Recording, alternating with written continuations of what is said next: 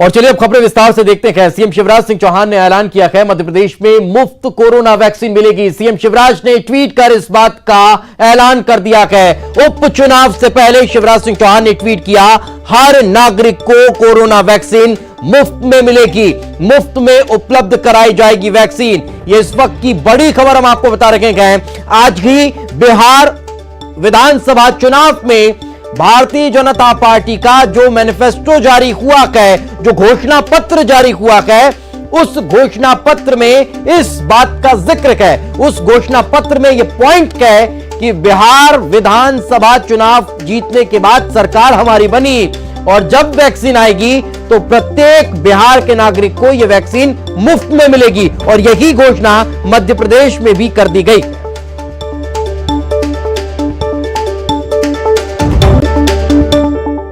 BJP सरकार के 2 मंत्रियों के इस्तीफे मंजूर कर लिए गए हैं और इस्तीफे मंजूर करने की प्रक्रिया को कांग्रेस ने संविधान के खिलाफ बताया है। कांग्रेस का कहना है कि राजनीतिक लाभ लेने के लिए गलत तरीकों के मंत्रियों से इस्तीफे मंजूर कराए गए हैं। कांग्रेस का कहना है कि 6 महीने के बाद खुद ही मंत्रियों का कार्यकाल खत्म हो गया था। कांग्रेस ने राज्यपाल से पूरे मामले की जांच कराकर उचित कार्रवाई करने की मांग की है।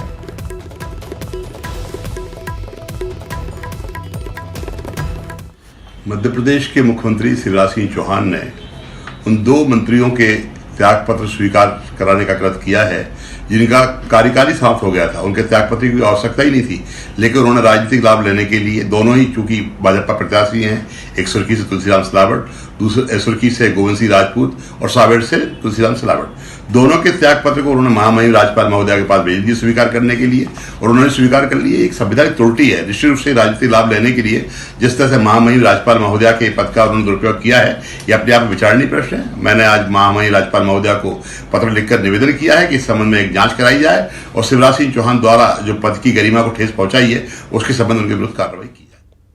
शिवराज सिंह चौहान आज इमरती देवी के चुनाव प्रचार के लिए डबरा के टेकनपुर पहुंचे, जहां सीएम ने कमलनाथ पर जमकर निशाना साधते हुए कहा कि कमलनाथ जी, आप तो बंगाल के हैं, मध्य प्रदेश को ठीक से जानते तक नहीं हैं, ऐसे में यहां की संस्कृति को आप क्या पहचानेंगे। लेकिन आपने जो मेरी बहनों और भांजियों का अपमान किया उसका बदला जनता लेगी। इस दौरान सीएम ने आइटम वाले बयान को लेकर एक बार फिर से कमलनाथ को घेरा और कहा कि जनता डबरा की बेटी का अपमान सहेगी नहीं, जवाब देगी। इस दौरान मंच पर मंत्री इमरती देवी भावुक हो गए। मुझे तकलीफ उस दिन हुई जिस दिन इस डबरा की बेटी का कमलनाथ तुमने अपमान किया। मेरे बहनों और भाइयों को शब्द आपने सुने होंगे। मैं आपसे पूछना चाहता हूं, क्या कोई अपनी बहन को, अपनी बेटी को वो शब्द जो कमलनाथ ने कहे, वो शब्द कहना सहन करेगा क्या कोई? अरे जोर से बताओ, सहन करोगे क्या? तुमने एक बेटी का, एक बहन का अपमान किया। सुन लेना कमलनाथ, ये हिंदुस्तान की धरती है, सब सह लेती है, लेकिन मां बहन और बेटी का अपमान ये नहीं सहती। मां बहन बेटी का अपमान नहीं सहती। मध्य प्रदेश के संस्कार को जानते हो कमलनाथ जी? हम मध्य प्रदेश में रहने वाले राजनीति में काम करते हैं तो जनता ही को अपनी भगवान मानते हैं और जनता को शीश झुका के हम प्रणाम करते हैं। लोकतंत्र में जनता ही भगवान है, उसकी सेवा हमारे लिए भगवान की पूजा है। डबरा में, पिछौर में और टेकनपुर में भी जो कहोगी इमरती देवी, कोई कमी नहीं आने दूंगा। विकास के कामों में कोई कमी नहीं आने दूंगा। प्रभुराम चौधरी के चुनाव प्रचार में सांची पहुंचे केंद्रीय मंत्री नरेंद्र सिंह तोमर ने कहा कि एक वक्त था जब सांची में अंधेरा हुआ करता था, लोग घरों में कैद हो जाते थे क्योंकि बिजली नहीं होती थी। लेकिन शिवराज जब सत्ता में आए तो बिजली से पूरा जिला जगमगाने लगा है। यह बदलाव है कांग्रेस और बीजेपी की सरकार में। बल्कि कांग्रेस के गद्दार कहने पर तोमर ने कहा कि गद्दार तो वो होते हैं जो पीछे से वार करते हैं, लेकिन हम तो सामने से लड़ाई लड़ रहे हैं।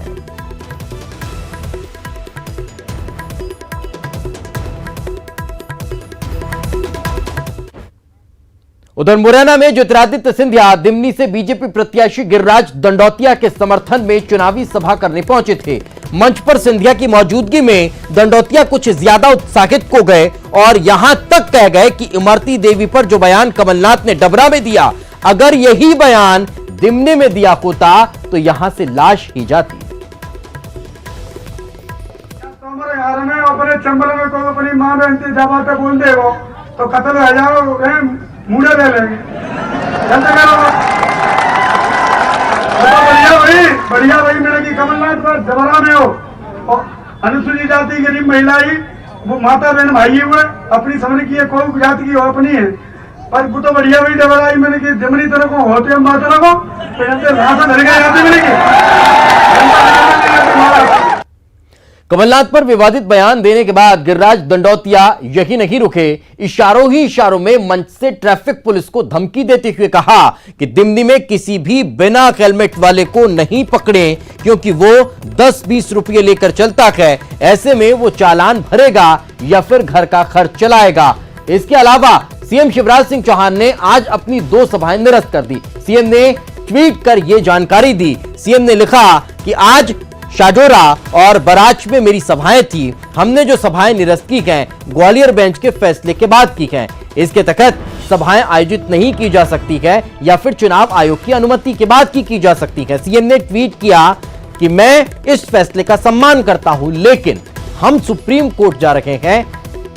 ऐसे असमंजस की स्थिति प्रदेश में बन गई है कि प्रदेश के एक हिस्से में सभाएं हो सकती है, दूसरे में नहीं। मुझे पूरा विश्वास है कि सर्वोच्च न्यायालय से न्याय मिलेगा। आज मेरी अशोकनगर के साडोरा और भांडेर के बराज में सभाएं थी। मैं दोनों जगह के भाई और बहनों से क्षमा प्रार्थी हूं। मैं उन सभाओं में आज नहीं आ पा रहा हूं। हमने सभाएं निरस्त की है क्योंकि हाई कोर्ट की ग्वालियर बेंच ने एक फैसला दिया है सभाएं न करने का, वर्चुअल रैली करने का या फिर चुनाव आयोग की अनुमति लेके ही कर सकते हैं। हम माननीय उच्च न्यायालय का सम्मान करते हैं, उनके फैसले का सम्मान करते हैं, लेकिन इस फैसले के संबंध में हम माननीय सर्वोच्च न्यायालय जा रहे हैं क्योंकि एक देश में 2 विधान जैसी स्थिति हो गई।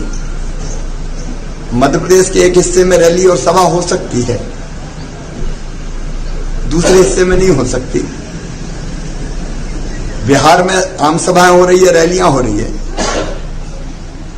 लेकिन मध्य प्रदेश के एक हिस्से में नहीं हो सकती। तो इस फैसले के संबंध में न्याय की प्राप्ति के लिए हम माननीय सर्वोच्च न्यायालय जा रहे हैं। हमें विश्वास है कि न्याय मिलेगा, लेकिन आज मैं साडोरा और बरोज दोनों स्थानों के भाई बहनों से क्षमा प्रार्थी हूं।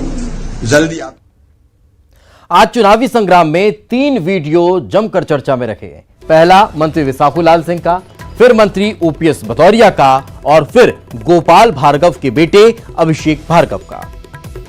आज का दिन उपचुनाव के रण में वीडियो संग्राम के नाम रहा है और ये तीनों वीडियो आज चर्चा का विषय रहेंगे। अब चलिए सिलसिलेवार बताते हैं कि किस वीडियो में आखिर क्या रहा और क्यों उस वीडियो की चर्चा हुई। दरअसल सबसे पहले बात विसाखूलाल सिंह के वीडियो की कर लेते हैं। मंत्री और बीजेपी उम्मीदवार विसाखूलाल सिंह का हथियार दिखाते हुए वीडियो वायरल हुआ। यह वीडियो सोशल मीडिया में वायरल हो रहा है, जिसमें विसाखूलाल सिंह हथियार दिखाते हुए किसी से कुछ कह रहे हैं।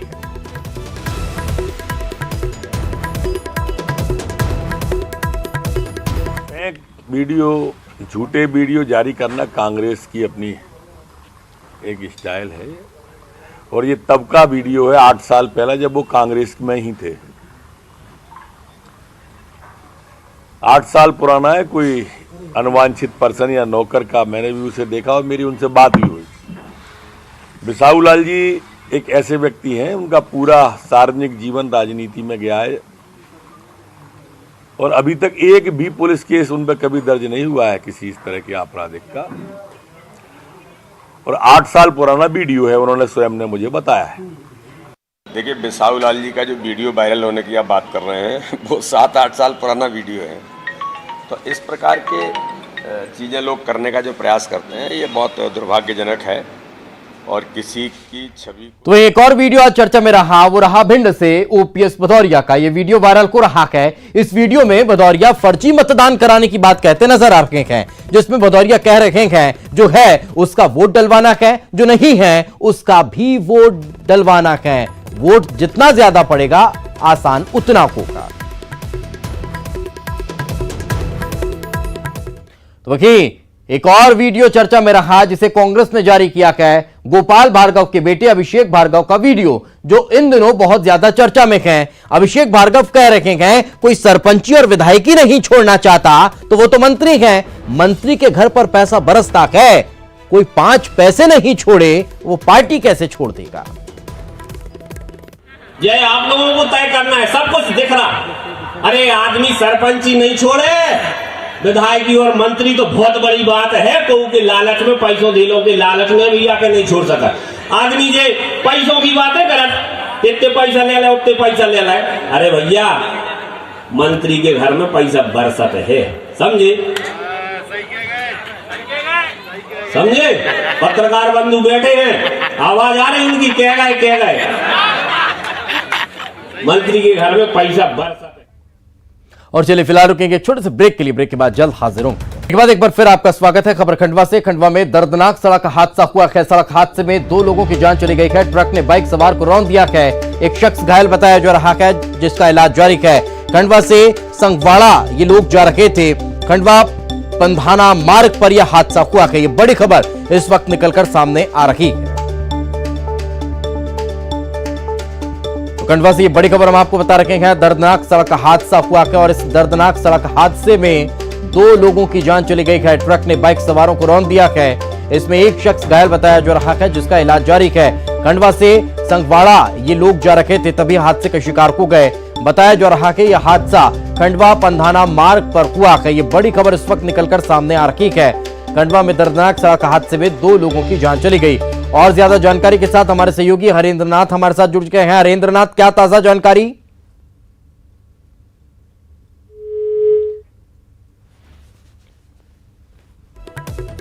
ये बड़ी खबर इस वक्त निकलकर सामने आ रही है खंडवा से, जहां पर दर्दनाक सड़क हादसे में 2 लोगों की जान चली गई। एक शख्स घायल बताया जा रहा है जिसे इलाज के लिए अस्पताल में भर्ती करवाया गया है। खंडवा पंधाना रोड जो है वहां पर यह हादसा हुआ। हमारे सहयोगी हरेंद्र हमारे साथ जुड़ चुके हैं। हरेंद्र, कैसे यह हादसा हो गया, क्या ताजा अपडेट? जी दीपेश, बताना चाहूंगा कि ये तीनों जो बाइक सवार थे ये बाइक पर बैठ करके पंधाना की ओर जा रहे थे। अचानक पंधाना से आती हुई जो ट्रक है, अंधेरे के कारण जो यहाँ पर अक्सर जो स्ट्रीट लाइटें नहीं जलती रहती है, लगातार इसके पहले भी 2 दिन पहले भी एक घटना हुई थी। तो उस घटना की वजह से ट्रक चालक ने इनको रौंद दिया, जिसमें 2 लोगों की तो घटनास्थल पर ही मौत हो गई है, लेकिन तीसरा जो है वो गंभीर है, वो जिंदगी और मौत की जंग लड़ रहा है। चलिए बिल्कुल, बहुत बहुत शुक्रिया हरेंद्र इस तमाम जानकारी के लिए। कोशिश करने वालों की हार नहीं होती और अगर ठान लिया जाए तो हर मुश्किल आसान नजर आने लगती है। मध्य प्रदेश के बैतूल में पहाड़ी क्षेत्रों में रहने वाले बच्चों के लिए शिक्षकों ने पढ़ाने का एक ऐसा बेमिसाल तरीका निकाल लिया है जिससे हर आंगन क्लास बन चुकी है और हर घर स्कूल नजर आता है। आप खुद देख लीजिए।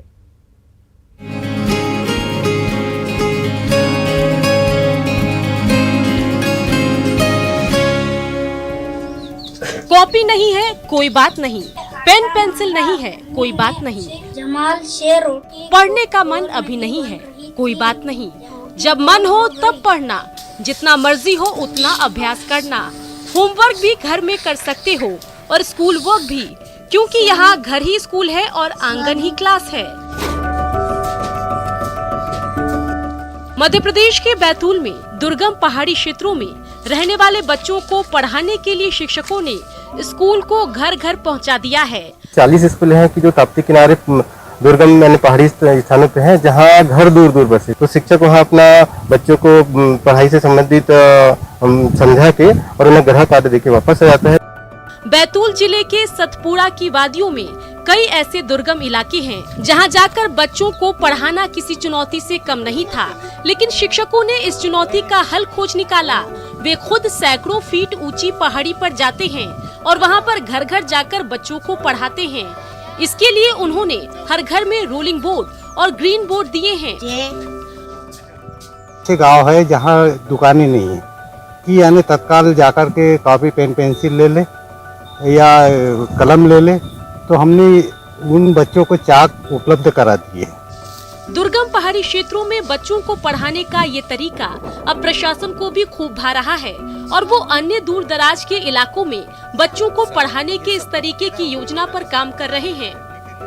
हमारा अभियान चलता रहेगा और पूरे बैतूल जिले के हर विकास खंड में सारे जो ऐसे क्षेत्र जो पहुंच विहीन हैं, इस पद्धति को हम आगे बढ़ाएंगे।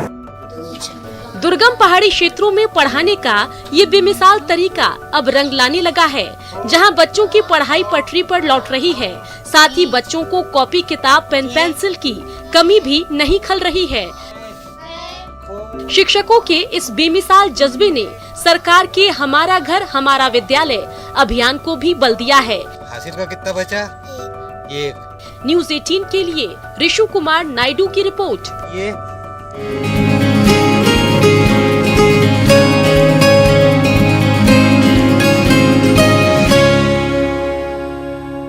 और इसी के साथ इस बुलेटिन में फिलहाल इतना ही। खबरें लगातार जारी हैं।